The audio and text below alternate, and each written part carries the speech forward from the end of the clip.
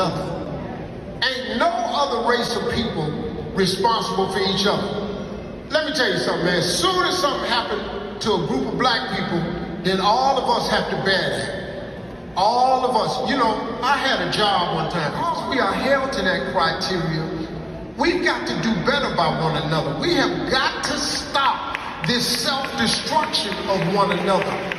Ain't nobody on IG, Instagram, TikTok talking about each other the way we do.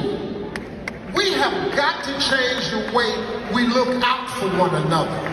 We have got to be more in the build-up business than the tear-down business. We got white folks coming on podcasts talking about how we ought to act towards each other. We don't need white folks checking us, telling us how to be towards each other. We know how to be towards one another. We just got to get in charge of it. We got to start checking one another. When you see these cats over here wasting your time on podcasts with all this negativity, why is it so many clicks and likes, man? Why don't we ever check people on that? Why don't we defend one another? What happened to being happy for people in love? What happened to cheering for families? I can't stand it, man, when I see black people coming up in here challenging Kamala Harris about this, that, and the other. Well, they're not challenging Donald Trump to They let him go unchecked however he want to go. The Republican, see, I'm on something else now. I'm getting pissed off now. Because see, you can't be sitting up in here talking about what she ain't. And then like Brother Umar the other day, and I like him. I like Brother Umar, but he came at me because he said Steve Harvey and Ricky Smiley being paid $10,000 to promote Kamala Harris. I took offense to that because I don't do $10,000.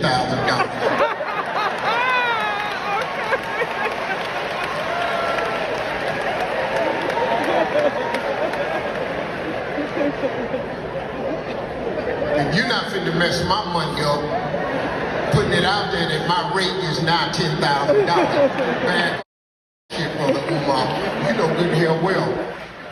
I'm pulling for Kamala Harris because she is the better candidate of the two. And you'll never have a hater that's doing better than you. Always know that. Don't get off the wall to dress some petty boy who ain't got going for himself. Now you done stopped your climb up on the wall so you can come down here and talk to his little punk.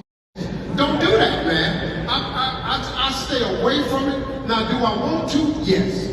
Because I'm a human being and I'm hood. I used to be a fighter and I still got hands. They slow, but if you get up on me real close, I can still knock your mother out.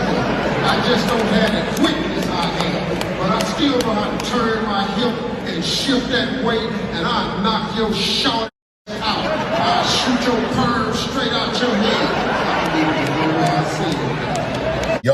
Yo, it's Big Ant, the spokesman, man. We back. Another edition of Urban Politicians TV, UPTV. Make sure you stay on your pivot at all times, man. Had to come tap in on Steve Harvey going to the Invest Fest this past weekend on stage with Stephen A. Smith. And it is now 10 months later since Katt Williams shook up the internet on the Club Shay Shay podcast. And we know we didn't all seen it before.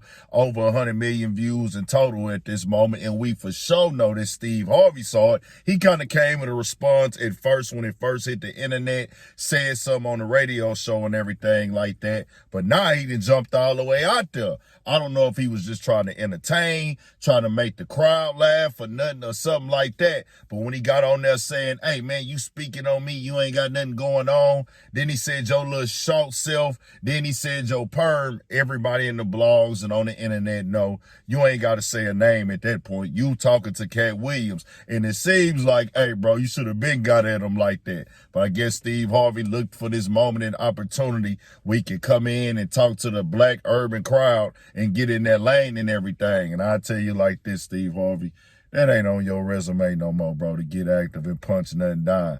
I need Katt Williams, might be short, might be small, But it looked like that nigga still running and doing sprints and everything. No matter if he done lost the squabble before or not, Steve Harvey, you was on the TV show, bro. You ain't trying to do that. Your audience is different, but he's trying to entertain. And, hey, we gonna come here and get the views on it. We gonna get the content on it as well. Now, he did speak something real in that aspect of us tearing each other down on social media platforms, and that was a reference to what Michael Rubin had to say when he talked about black people hating on black people, and he referenced Meek Mill and Lil Baby. A lot of people felt the way about that, and when he did come back and apologize, but I did say this. Of course, there's this thing of the false narrative of black on black crime and things like that, where these things happen where black people kill each other, but it got signified and propagandized to where they make people think we the only ones doing it, when all these things are a human thing. But in the context that Michael Rubin was saying, he said he wanted to see people uplift, and what he's seeing online, he's speaking on Meek Mill and Lil Baby. He was absolutely correct, because niggas been running them on the internet for these last couple years. Those are people he associate with. No matter how you feel about it, no matter what you think about it, if he's sitting back watching and see on the internet, because he's seeing everything go on. He's seeing the jokes, the memes, the blogs, and he's seeing the conversation. He looking there like, man, these guys are people I rock with. No matter how y'all feel, everybody going at them. Why is it so much hate for them? Why are y'all going at them this way? So from the outside looking in, it could be that. But also he decided to go in at Dr. Umar once again. And I got to keep it 1,000, Steve Harvey. That is not what Dr. Umar said. Dr. Umar clearly said they offered him $10,000, not you. He just saying that, hey, the Democratic Party is in the business of offering pay for play. Come over here. They wanted him to interview Kamala Harris, and he said that they offered him $10,000. He said, I'm not taking no money to interview her because I'm not selling out the black vote. But Steve Harvey, Ricky Smiley, D.L. Hughley, and several others have been on record going super duper hard for Kamala. So he just said they offered him $10,000. He didn't say that they offered you $10,000, Steve. And you still running with that. And I know you just seen it online where everybody been addressing it like, hey, nigga, he never said that they offered you $10,000. But the reason why Kamala is getting questioned, for the people who don't know and understand, it's because she's being pushed as black. The reason why they not asking Trump these questions is because Trump is not being marketed as a black person, and Trump is not coming off and by certain people in our community. Some of these guys with these platforms, y'all are using rhetoric, y'all are using verbiage and conversation, calling people sellouts, or questioning, okay, or if you really black, what are you gonna do for us? Or y'all calling niggas Sambos and things like that. If you're really black, what are you gonna do for us? That's what people is just wondering. It ain't got nothing to do with, oh, we just going at her and not going at Trump. It's the same rhetoric of y'all calling niggas sellouts, bro. That is not what this is about.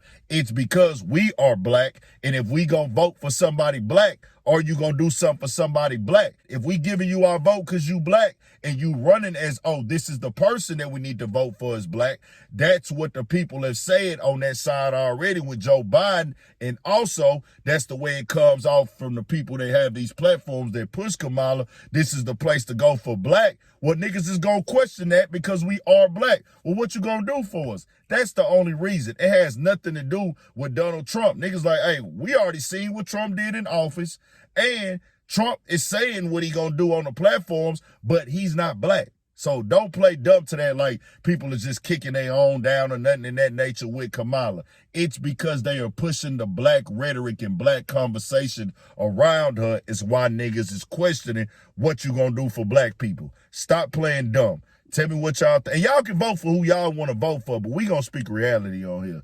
Tell me what y'all think. We got more coming, more videos, all at 1,000 for shit show. Stay on your pivot.